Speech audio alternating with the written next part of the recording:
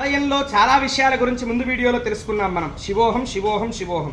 మకర తోరణం మహిమాన్వితమైనటువంటిది. దేవీ ఆలయం, శయనాలయం, పరివార ఆలయాలు, దేవతలు, భక్త సన్నిధి అంటే భక్త కన్నప్ప లాంటి భక్తులు భగవంతుణ్ణి సేవించినటువంటి సాయి దేవుడు అని మనం అంటాం కదా. సాయి బాబా అంటే కాదు కాదు అంటూ ఉన్నారు కదా ఇవాళ సమాజం. అట్లా గొలగమూడి వెంకయ్య, సొరకాయ స్వామి, అలాగే ఎందరో మహాత్ములు భగవంతుణ్ణి అర్చించి సేవించినటువంటి యొక్క సత్వరూపాలని ఆత్మ విద్యా కళ మాత్రమే ప్రతిష్ట జరిపేటటువంటి భక్తాలయాలు అని చెప్పబడుతుంది.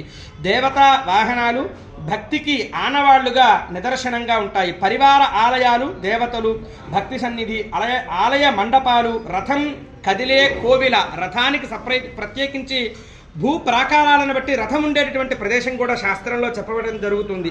అలాగే పుష్కరిణి, పుష్పవనం, ఆలయ ప్రాకారం దైవశక్తికి ఆకారం, ఆలయ ప్రాకారం దైవశక్తికి ఆకారం.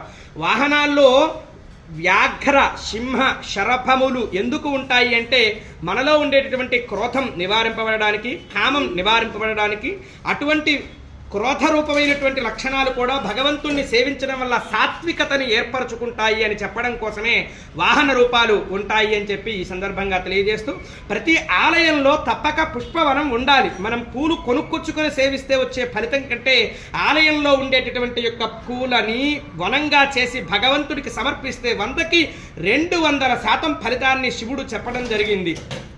ఆగమంలో అనేక రకాలైనటువంటి ఫల పుష్ప జాతుల గురించి అర్చనా విధి విధానంలో వైభవంగా తెలియజేయడం కూడా జరిగింది.